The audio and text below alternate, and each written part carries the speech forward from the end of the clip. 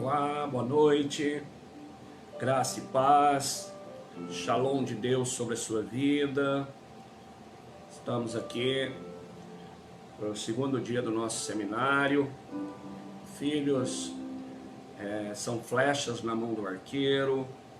Ontem nós abordamos a primeira aula sobre herança familiar e hoje nós vamos entrar no segundo dia e hoje nós vamos falar criando filhos sábios. Boa noite, Andresa. A pastora Raquel não está aqui. A minha sogra, Dona Antônia, passou mal.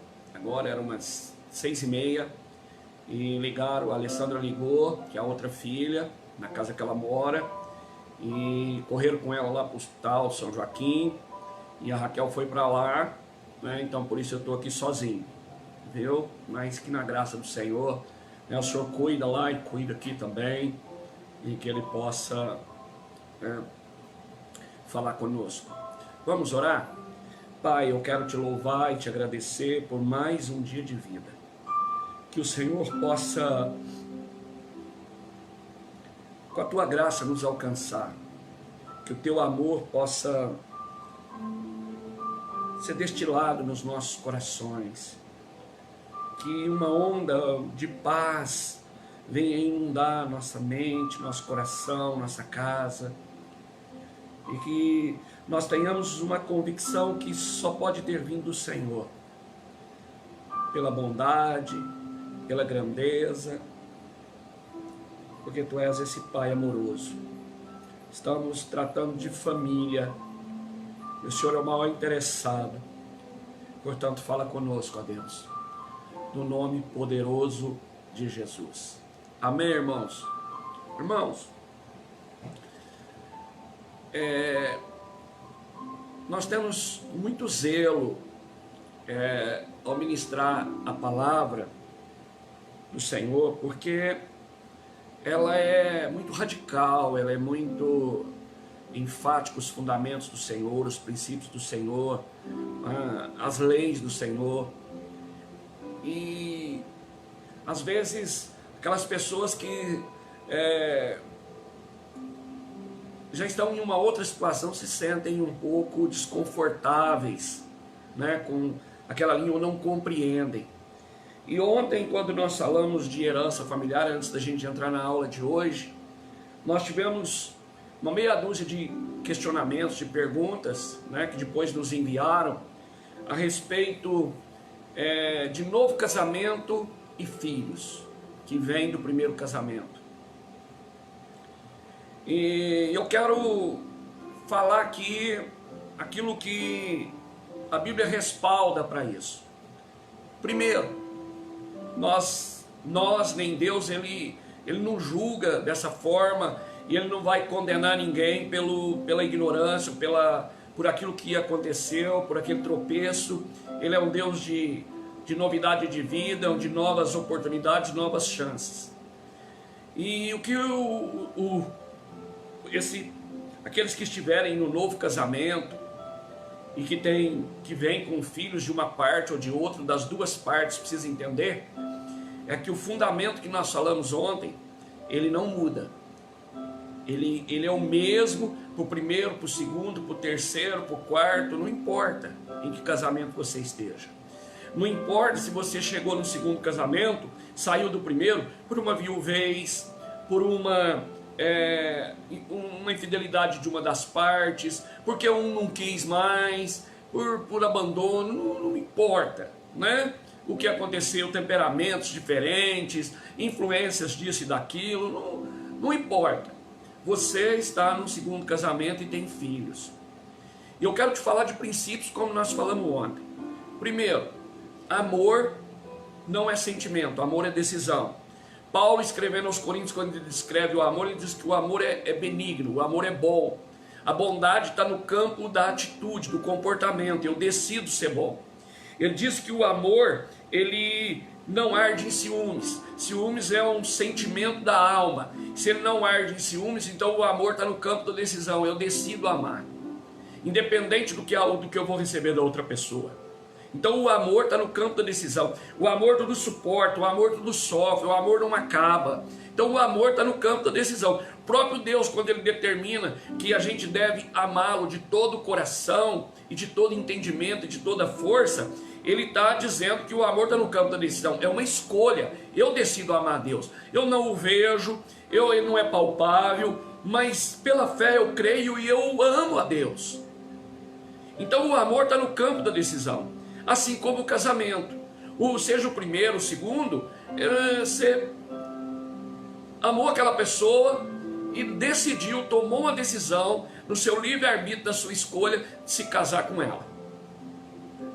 A questão do segundo casamento, e que tem filhos, é que eu preciso saber disso e que não tem jeito de separar o pacote. O pacote está vindo completo. Eu vou receber aquele cônjuge com os filhos daquele primeiro casamento. E o que é que precisa acontecer?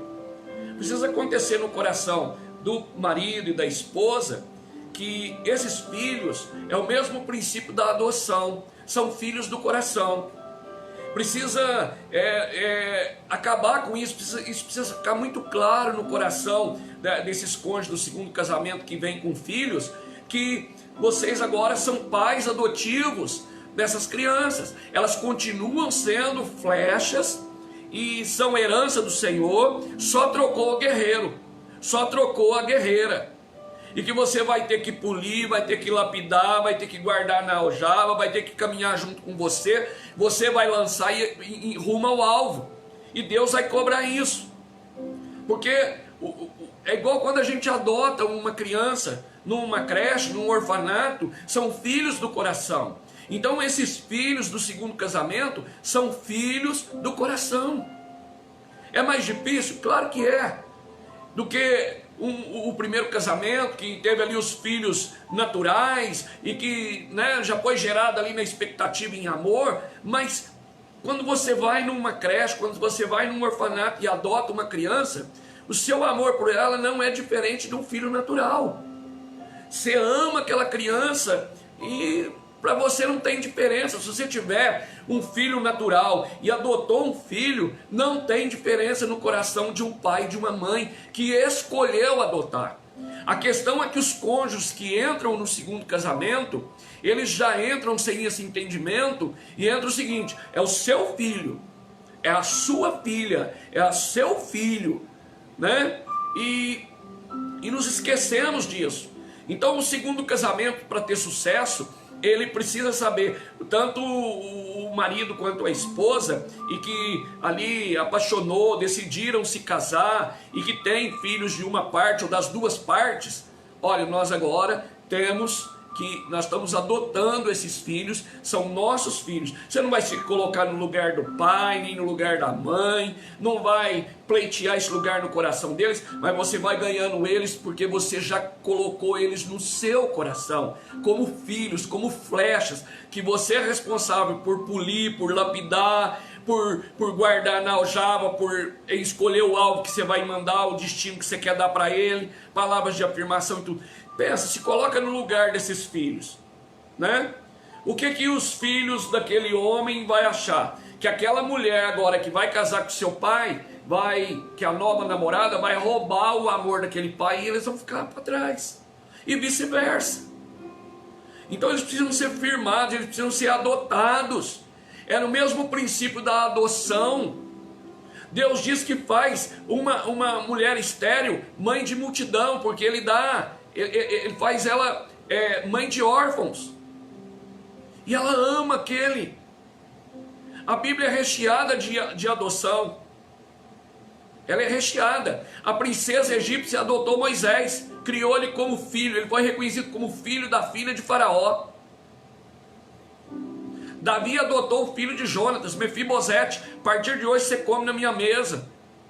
José adotou Jesus, pai adotivo de Jesus, e o amou, e o ensinou, e treinou, e enviou ele na hora certa, liberou na hora certa, sabia do projeto, sabia do alvo, mas tinha ele como filho no coração. Então, você que ontem assistiu, que se encontra nessa situação, seja no segundo, no terceiro, sabe, é uma nova oportunidade que Deus está te dando. A Bíblia diz que Deus não leva em conta o tempo da nossa ignorância.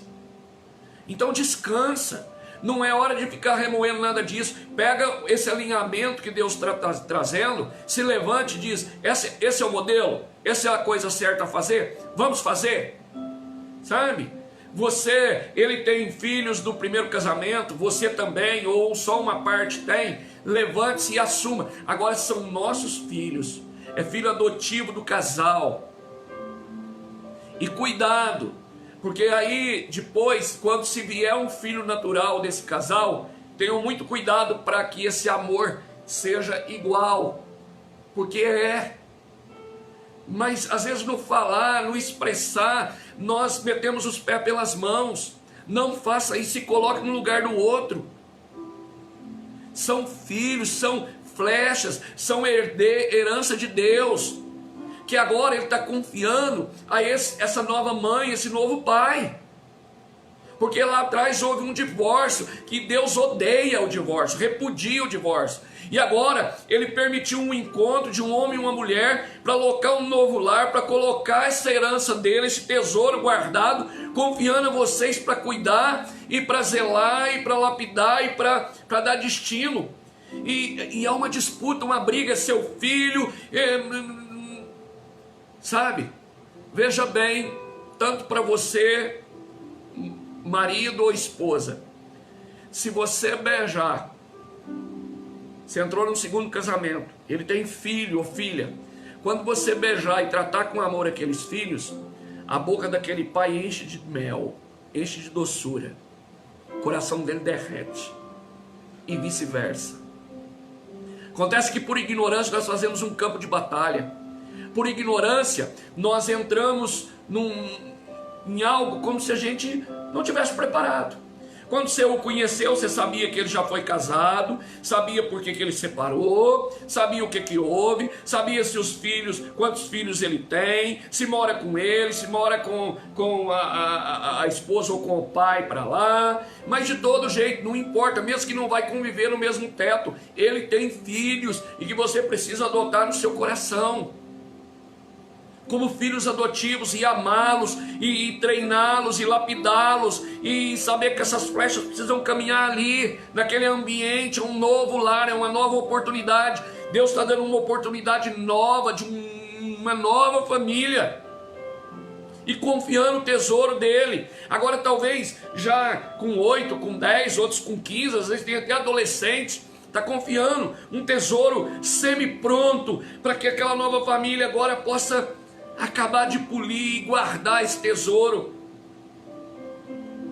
Então você que perguntou, o segredo não mudou nada. No primeiro casamento, o amor é uma decisão, no segundo é a mesma coisa, sabe? O casamento é decisão, é escolha. Aqui também no segundo também foi. Os filhos é para ser amados, trabalhados e treinados, seja no primeiro, no segundo, não importa, e é flecha e é herança do Senhor. Então não mudou nada. Claro que agora dá mais trabalho de aceitação, mas quando eu entendo o fundamento, quando eu entendo o princípio, sabe o que acontece? A graça de Deus vem e aquilo flui. Entenda que você está com um tesouro que Deus confiou, que talvez lá naquela primeira família houve uma falha, uma ruptura, e que Deus foi lá, recolheu o Elohim dele, que é a semente bendita, e diz: agora eu vou encontrar um novo coração para depositar essa flecha, para depositar essa semente bendita, que vai cuidar, que vai regar, que vai dar o destino que eu preparei. Tudo que eu escrevi no meu livro a respeito dessa vida vai se cumprir. Eu vou usar esse pai e essa mãe agora nessa segunda oportunidade. Então creia nisso, meu irmão, minha irmã, sabe? Nós não temos tempo aqui para falar só a respeito disso. Nós precisamos ir para a segunda aula. Se você se encontra nessa situação e não ficou satisfeito com o que foi dito, não tirou todas as suas dúvidas, não amoleceu o seu coração, não falou no seu espírito, entre em contato conosco. Vamos nos encontrar, vamos conversar, lendo os textos, na palavra. Tá bom? Um beijo no seu coração. Bom, hoje nós vamos falar, né, de criando filhos sábios. Primeira coisa que nós precisamos entender, irmãos, é que Deus, nós já falamos isso, Ele é Deus geracional. Deus, Ele olha para mim, Ele já vê uma nação, né? A menor visão de Deus é uma cidade. Nós é que temos uma visão muito encolhida. Quando Ele quis falar para Abraão que ele era pai de multidão, e Abraão falou assim, bom, nesse tempo aqui é comum ter até 70 filhos, teve outros que teve 72, com várias mulheres. Então esse era o universo, né? Pai de multidão. Deus falou, sai fora da tenda e olha as estrelas e conta, se é que pode. Estava ampliando a visão de Abraão. Então Deus é esse Deus, e Ele é um Deus de gerações.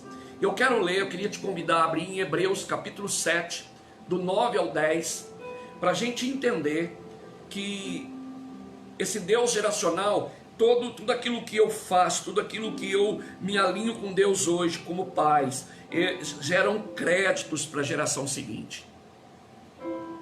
Olha que coisa linda. Hebreus 7, do 9 ao 10. Vamos ler a partir do 7. Evidentemente é fora de qualquer dúvida que o inferior é abençoado pelo superior. Aliás, aqui são homens mortais os que recebem dízimos, porém ali, aquele de quem se testifica que vive. E por assim dizer, também Levi, que recebe dízimos, pagou-os na pessoa de Abraão, porque aquele ainda não tinha sido gerado por seu pai, quando Melquisedeque saiu ao encontro deste. Veja bem, um dia, lá em Gênesis 15, Abraão entregou o dízimo, né, depois daquela guerra que ele venceu os 5 reis, ele entregou o dízimo a Melquisedeque, né, o sacerdote. E Hebreus diz que Levi é tataraneto de Abraão, recebeu os dízimos no lombo de Abraão. Olha que coisa, Abraão ainda não era pai e Levi era a 4ª geração de Abraão. Por causa desse dízimo, Deus olhou dentro de Abraão, enxergou Isaac, enxergou Jacó, enxergou Levi, quando nenhum deles tinha nascido ainda.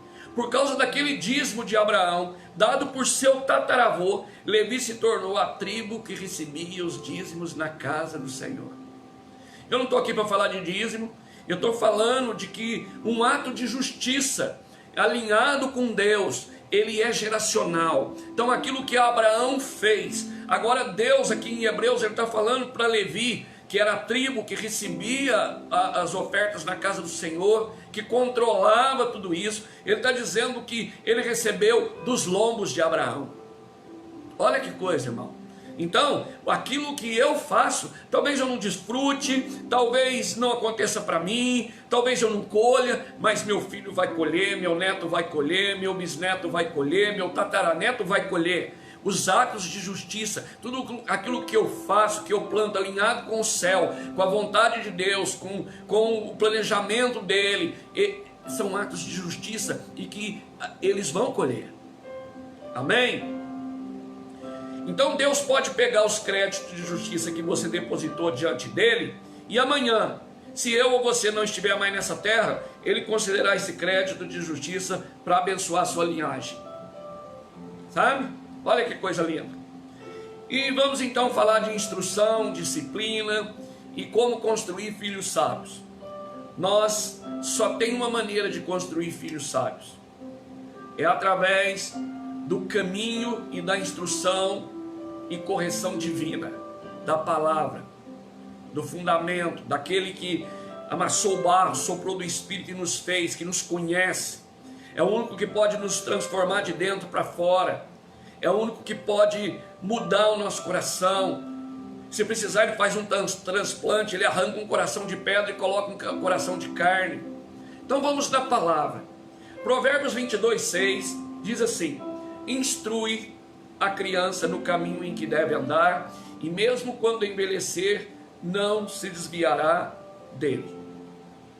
A nossa língua portuguesa, às vezes, ela é meio rasa, porque a palavra instrui, no original, ela dá uma conotação muito mais profunda, muito mais perfeita daquilo que estava na mente e no coração de Deus, quando Ele libera essa palavra, esse fundamento, essa instrução para os pais a respeito dos filhos, né? Porque essa palavra no original instrui, treina, é treinamento. Ou seja, eu preciso como pai, eu preciso treinar o meu filho. Treinar é mais do que ensinar, leva tempo, precisa perseverança. Para treinar, precisamos estar juntos, do lado, precisamos fazer para ele aprender como é que se faz. Porque eu ensino, às vezes eu posso escrever num papel e dar para ele. Eu estou ensinando, para ser um ensino para ele. Ensinei ele a fazer essa conta aqui. Não, a palavra instrui a criança no caminho que deve andar, treina a criança no caminho em que ela deve andar, e mesmo quando envelhecer não se desviará dele. Como é que se treina uma criança no caminho que ela deve andar? Você precisa ir na frente. Você precisa ir puxando a fila. Você precisa dizer: filho, me siga, esse é o caminho. Aqui você corre, aqui você diminui a passada, cuidado que aqui é escorregadio, cuidado que aqui tem pedra, cuidado que aqui é inclinado, anda mais devagar, aumenta o passo. É treinamento. Treinamento é o tempo todo junto, na frente, no caminho. E por que a gente falha nesse treinamento? Nós pais. Por quê? Porque nós quebramos o fundamento, nós não treinamos os nossos filhos. Deuteronômio 6, do 1 ao 9, Deus dá uma instrução para Moisés passar para o povo, e ele diz assim: olha, vocês precisam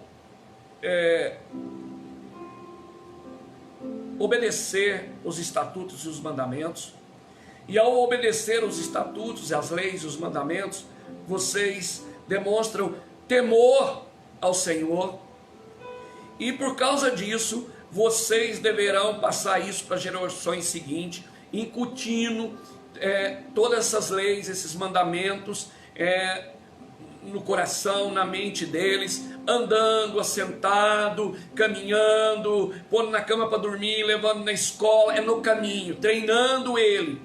Mas não é treinar com as coisas da terra, é treinar com a lei do Senhor, com a proteção que Deus dá, porque a palavra de Deus ela é protetiva, ela não é proibitiva.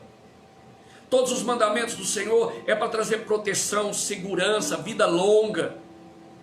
E por que nós pais falhamos nisso? Porque nos falta o temor a Deus. Eu conheço a palavra, mas eu não temo. Então eu desobedeço, porque eu só posso desobedecer o pai se eu não tiver temor. Eu não tenho medo do castigo, eu não tenho medo da punição, eu não tenho medo da perda, eu não tenho medo de nada. Então é como se eu desafiasse aquela autoridade.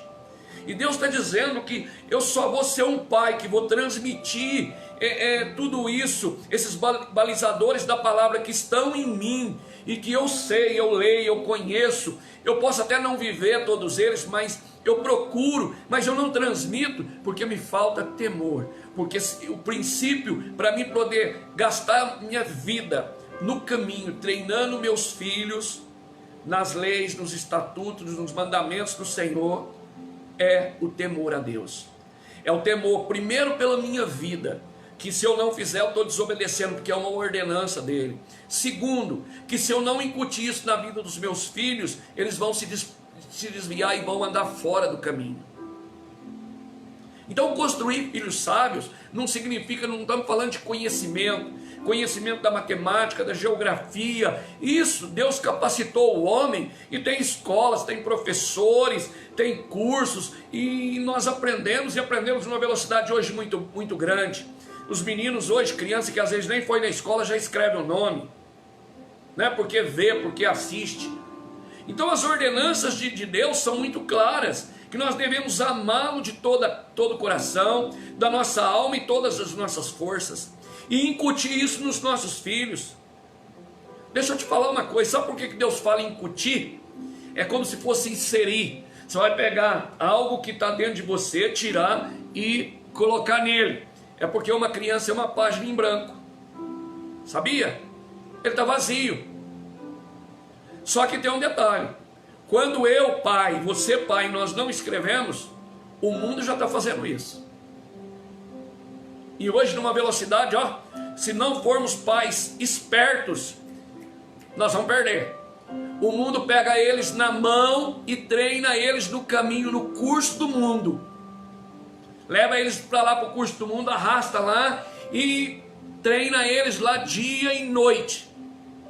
Entende isso, papai e mamãe? Entende, meu irmão?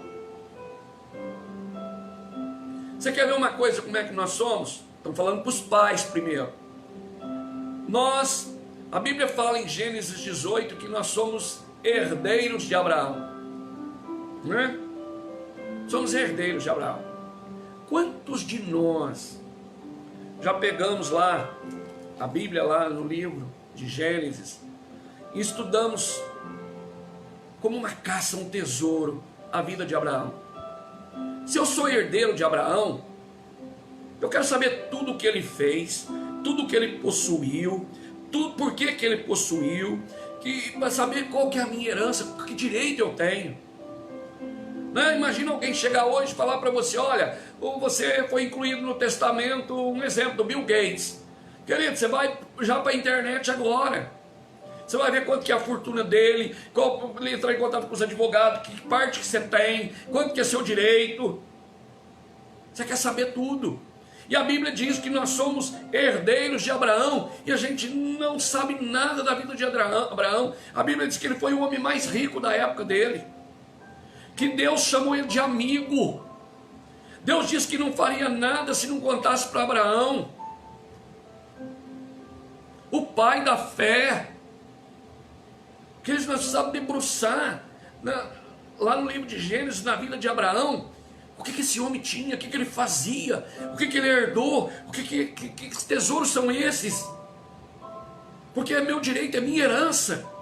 Então eu não usufruo da herança, primeiro porque eu nem sei que ela existe. Quando eu ouço falar, eu não demonstro interesse.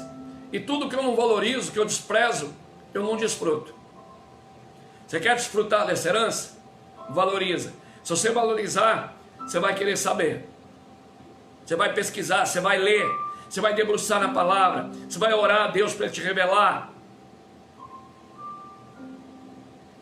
Nós falamos ontem que a visão de Deus geracional é uma corrida, aquela corrida do bastão, né? Aonde é uma equipe que corre, e um corre o primeiro período, a hora que ele chega tem um segundo ali, ele passa o bastão, ele corre e dá a volta, entrega para o outro e vai passando o bastão. E a ordem de Deus é essa. Eu queria que você abrisse esse texto, Salmos 78, do 1 ao 7. Abra o seu coração, o seu ouvido. Olha Deus falando dessa corrida, falando do meu papel e do seu papel como pai. Ele diz assim: a providência divina na história do seu povo. Verso 1: escutai, povo meu, a minha lei, prestai ouvidos às palavras da minha boca. Abrirei os lábios em parábolas e publicarei enigmas dos tempos antigos. O que ouvimos e aprendemos, o que nos contaram nossos pais, não o encobriremos a seus filhos. Contaremos à vindoura geração os louvores do Senhor e o seu poder e as maravilhas que fez. Ele estabeleceu um testemunho em Jacó e instituiu uma lei em Israel, e ordenou a nossos pais que os transmitissem a seus filhos, a fim de que a nova geração os conhecesse.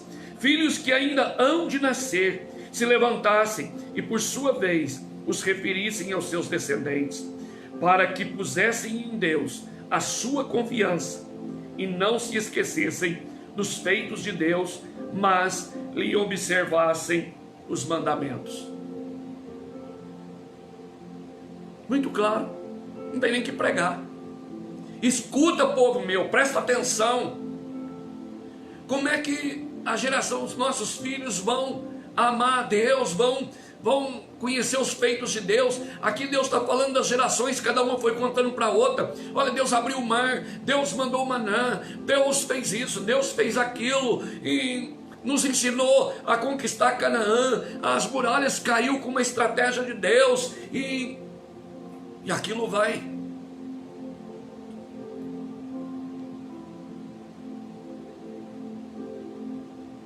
Deixa eu te falar uma coisa muito forte agora. Pega no seu espírito. Esses dias, do dia 20 de março para cá, aqui no Brasil, né, porque a pandemia em outros lugares começou antes. Aqui no Brasil, tem uma palavra de Deus para esse tempo. O templo fechou para a igreja abrir. Pegou? O templo fechou para a igreja abrir. Onde nós ouvimos que ele nos chama de sacerdotes do Senhor, ministros de Deus. E para que isso tivesse força, pudesse acontecer, o templo foi fechado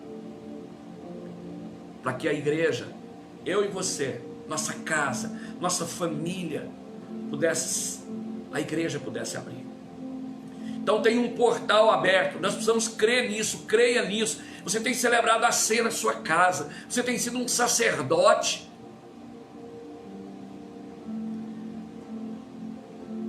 Porque é o propósito de Deus que os pais sejam sacerdotes que ministrem sobre os seus filhos. Sabedoria do céu, cultura do céu, valores do céu, que são imutáveis, não são modernos, são eternos. Porque toda modernidade, depois de amanhã já é passado, tem outra novidade, depois outra novidade, depois outra novidade, mas aquilo que é eterno é imutável.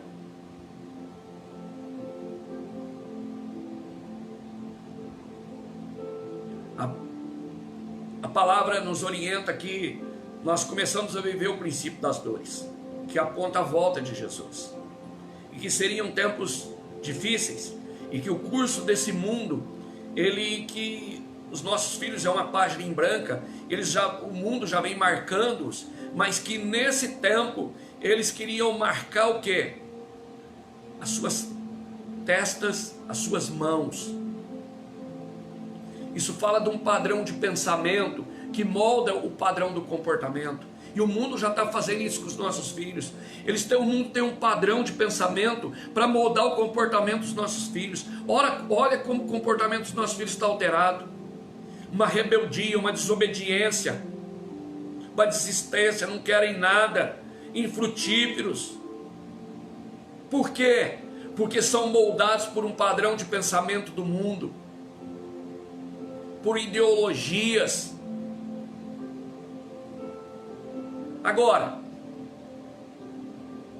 Deus não foi pego de surpresa. O texto de Deuteronômio que nós lemos, Deuteronômio 6, Deus manda incutir no coração dos nossos filhos a lei do Senhor, os princípios do Senhor. Manda a gente orar por eles, pôr a mão na cabeça, tocar, abençoá-los. Manda colocar nos umbrais da nossa casa as leis do Senhor, nos umbrais e nos portais, né? Então, se nós marcarmos os nossos filhos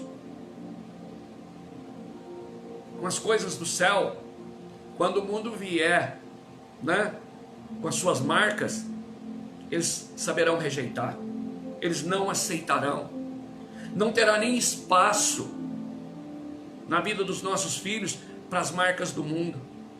Filhos marcados pelos pais não terão espaço para as marcas da besta.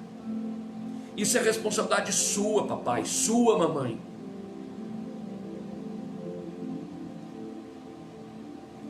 Outra coisa, papai e mamãe, da mesma forma que amor é decisão, obediência é um aprendizado. Não existe obediência pronta, né? Não existe aprendizado de obediência sem sofrimento. Não existe. Jesus aprendeu obediência por meio daquilo que padeceu, está escrito na palavra. todo filho vai precisar aprender uma coisa: a obediência passa obrigatoriamente por um aprendizado, e que traz às vezes dor, sofrimento. A Bíblia chama, né, o pecado original que todos nós nascemos em Adão de estultícia, insensatez. Então todo bebê nasce em Adão, com a natureza adâmica, com os frutos que existem na natureza adâmica. Pode ser o bebê mais bonito do mundo, mais fofo, mais lindo, mais perfeito, né? Ele tem a natureza adâmica. Davi escreveu no Salmo 51: em pecado me concebeu minha mãe, né? Veja bem, ele logo, ele às vezes nem fala ainda, já dá birra. Quem ensinou ele? Que se ele der birra, ele ganha. Os pais cedem. Isso está na estultícia que está ligada no coração da criança. A insensatez está ligada ao coração do menino. Mas a Bíblia diz que a vara da disciplina afasta a estultícia, a insensatez dele.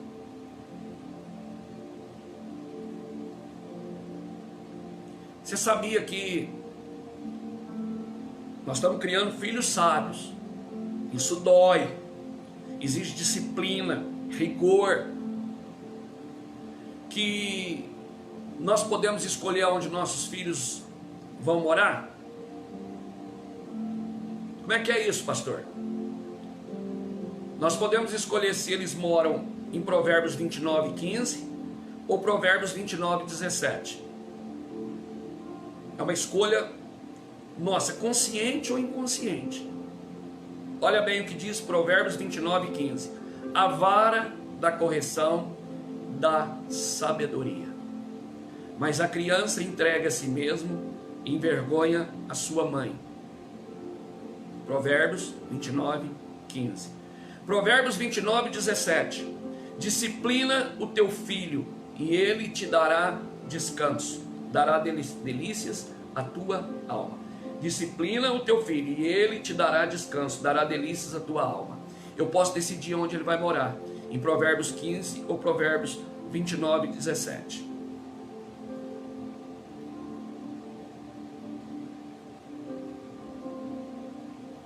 Resultados da falta de disciplina.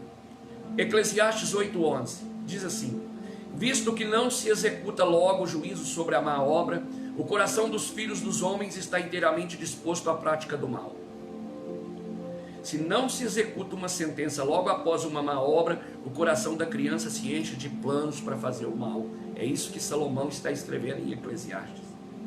Olha Provérbios 13:24: o que retém a vara odeia o seu filho, mas o que o ama a seu tempo disciplina. Provérbios 23:14: tu o castigarás com a vara e livrarás a sua alma do inferno. Está falando de disciplina. E para os filhos, para a gente encerrar, né? Tem um prêmio para os filhos, que é promessas de vida longa e que se repetem. Estão nos mandamentos, no Velho Testamento e no livro de Êxodo, está através de Paulo na carta aos Efésios. Êxodo 10:12, ali nos 10 mandamentos, um deles diz assim: honra a teu pai e a tua mãe, para que se prolonguem os teus dias na terra, que o Senhor, o teu Deus, te dá. Um dos mandamentos. Efésios 6:1 e 2. Filhos, obedecei a vossos pais no Senhor, pois isto é justo. Honra teu pai e a tua mãe, que é o primeiro mandamento com promessa, para que te vá bem e sejas de longa vida sobre a terra.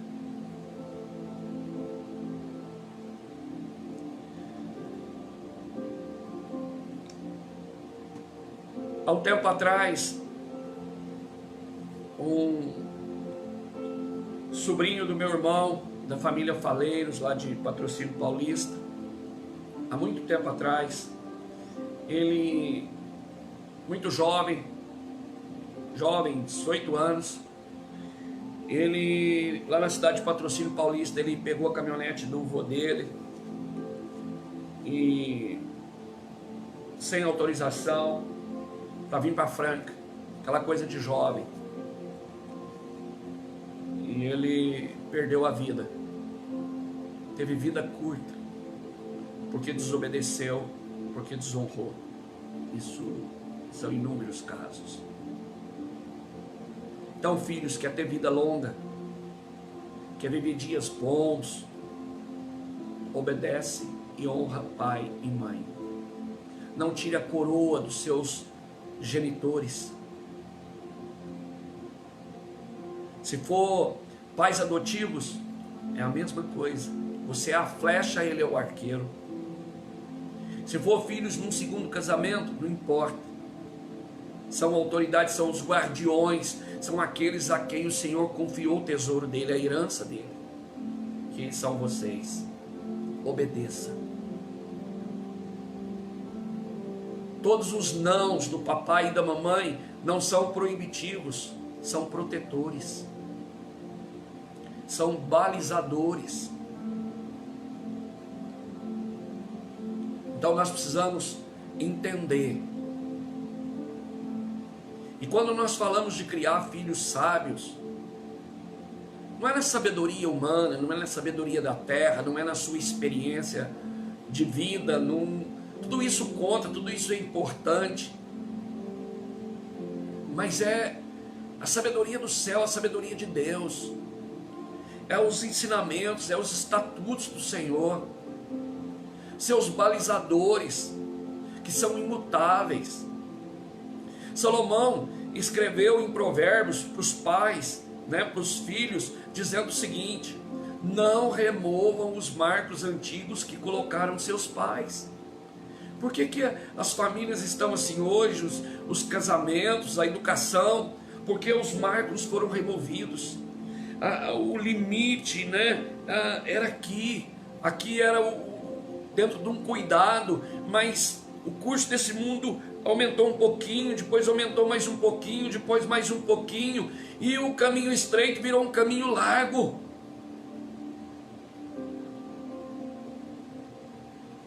Então, irmãos, pais, aceitem, voltem a temer o Senhor,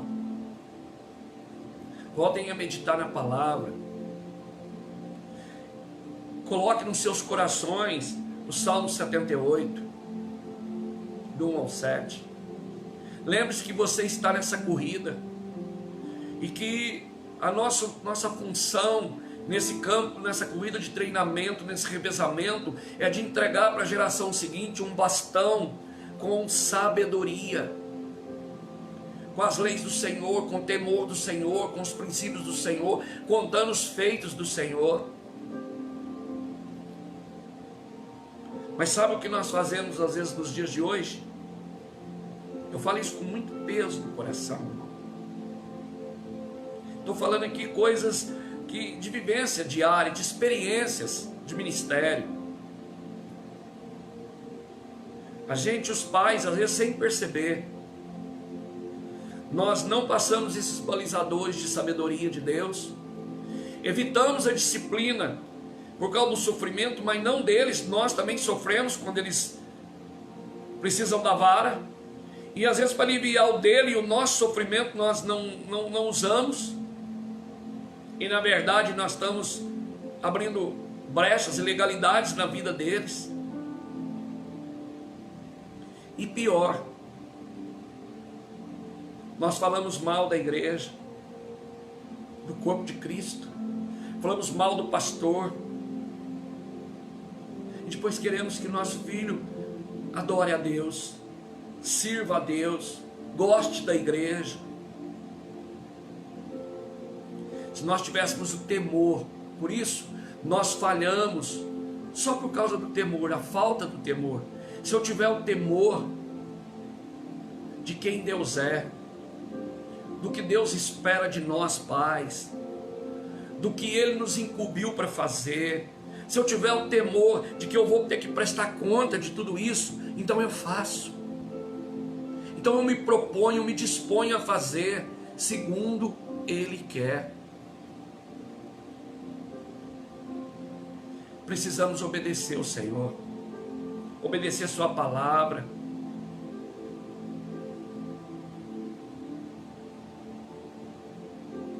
São dias de alinhamento, irmãos. São dias difíceis. E creia, a Bíblia nos alerta. São só princípios de dores. Coisas piores virão, acontecerão, sucederão. E o mundo a cada instante está incutindo, está marcando os nossos filhos. Todo espaço em branco na vida deles, ele vem e marca, e forja um pensamento que lá daqui a pouco gerou um comportamento e que nós vamos amargar. Mas por quê? Porque nós deixamos vazio. Porque treinar custa tudo. Treinar é preciso perseverança, disposição, é preciso querer, estar no campo da decisão, do sacrifício. Amém, irmãos? Amanhã nós vamos falar sobre correção, a parte prática desse seminário, né? Que é a dúvida hoje e o questionamento dos pais. Eu uso rigor ou eu permito? Que é a permissividade. Isso é uma linha muito fina, uma linha divisória, os dois andam juntos. E que se eu não tiver a sabedoria que vem de Deus, a instrução da palavra dele, eu posso aplicar o rigor e machucar o meu filho, talvez não fisicamente, mas emocionalmente, destruí-lo, desfiliá-lo, marcar ele com uma mágoa tão grande. Ou senão eu posso também machucar ele, sabe, e fazer com que ele lá na frente tenha colheitas ruins por permitir o que eu não deveria permitir. Então eu preciso desse balizador, dessa orientação da palavra de Deus, o que ela me orienta a respeito de como ter o equilíbrio de sabedoria para quando usar o rigor e quando usar a permissão. E nós vamos falar disso amanhã com alguns exemplos práticos. Então não perca, convide outras famílias que estão com dificuldade com os filhos, sabe? E hoje ocorre em todas as famílias, só muda de endereço, cada um numa gravidade, mas por causa da dificuldade, porque nós erramos em algum lugar, nós falhamos. E Deus está nos dando a oportunidade, nos orientando e nos alinhando e nos alimentando com a palavra dele. E agora é uma questão de posicionamento, é de se levantar e dizer assim: eu quero fazer. Não adianta você gostar da palavra, não adianta você falar que foi muito bom, se você não se levantar e não se mover naquilo que foi bom, naquilo que você entendeu. Se mova pelo menos no que você entendeu, se mova pelo menos naquilo que, sabe, você compreendeu e diz: nossa, é verdade, eu fazia errado. Se levante, vá lá e corrija. Saia da inércia. Cancele toda a terceirização. Não deixe seus filhos ser ensinados, bombardeados por conhecimento da terra apenas, e com intenções inclusas que vão gerar comportamentos que eles vão se perder e vão machucar a família, vão machucar os pais. essas ideologias. E só tem um jeito, papai e mamãe. Precisamos sair na frente. Precisamos ser um guerreiro valente. Precisamos que as flechas estejam na aljava e que qualquer tiro, qualquer bala, qualquer ideologia que venha, vai pegar em mim primeiro. Eles não serão atingidos porque eu estou na frente, eu estou no caminho, levando eles para o treinamento, no treinamento da flecha polida, do lançamento do dardo, do passar o bastão. Eu estou na frente, no caminho, que é minha função, meu papel. Deus me deu autoridade para isso e Ele me confiou sua herança, o seu tesouro, o seu reloim. Amém, irmão? Então Deus te abençoe. Eu queria que você desse a mão aí para sua esposa, esposa para o marido, para os filhos, quantos estiverem na sala, na sua casa. Eu quero orar.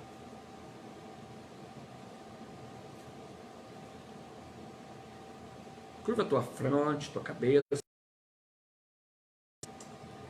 Pai, eu te apresento nesse momento cada família, as que estão agora ao vivo, as que entrarem depois nessa gravação, que elas estejam diante do Senhor. Que o Senhor, são dias que o Senhor diz que está descendo o prumo, aquele prumo que o pedreiro tem, que vê se o muro está no nível. Só quer alinhar as famílias segundo o padrão e a cultura do céu, para nos proteger, para nos abençoar, com os balizadores, Pai, de felicidade, de alegria, de desfrute, de paz, de harmonia, de crescimento, de bênção.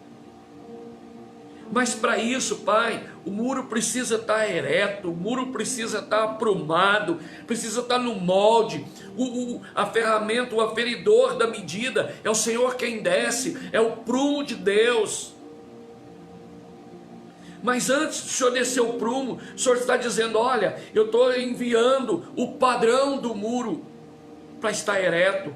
Vejam se estão tortos, vejam se estão com alguma variação, e se ajustem, porque o prumo vai passar, e só vai ser aprovado aqueles que estiverem em perfeito alinhamento.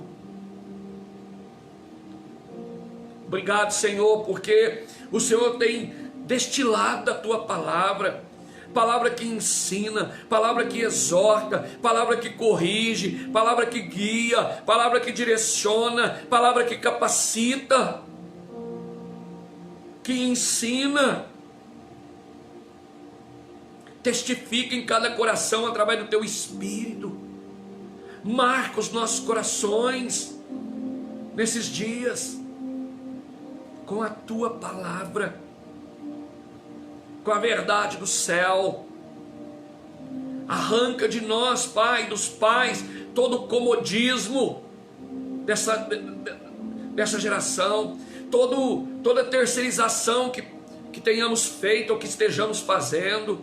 É responsabilidade nossa do treinamento, de transferir a bênção, de incutir, Pai, o temor do Senhor no coração dos nossos filhos. É nossa função, é nosso papel, é nossa obrigação. Nos acorde, desperta-nos, ó Deus, nos levante para cumprir o propósito, porque queremos filhos benditos, queremos filhos alinhados, sábios. Venha sobre nós, ó Deus. Senhor, toma também os nossos filhos, do menor ao maior. O Senhor diz que há um mandamento de bênção para eles, que é o primeiro mandamento, que se eles obedecerem e honrar os pais, eles teriam vida longa. Incute isso nesses corações, incute o temor, Pai, o respeito, a honra pelos pais. Senhor, que a palavra de Malaquias, que o Senhor converteria o coração dos pais aos filhos e dos filhos aos pais, aconteça agora na nossa geração. Precisamos que isso aconteça, Senhor. Há um distanciamento, há um esfriamento, onde cada um é dono de si, cada um com a sua estutícia, cada um com a sua altivez, cada um com o seu egoísmo. O coletivo perdeu a força, cada um lutando pela sua própria felicidade. O coletivo foi diluído. Nos alinha de volta, ó Pai.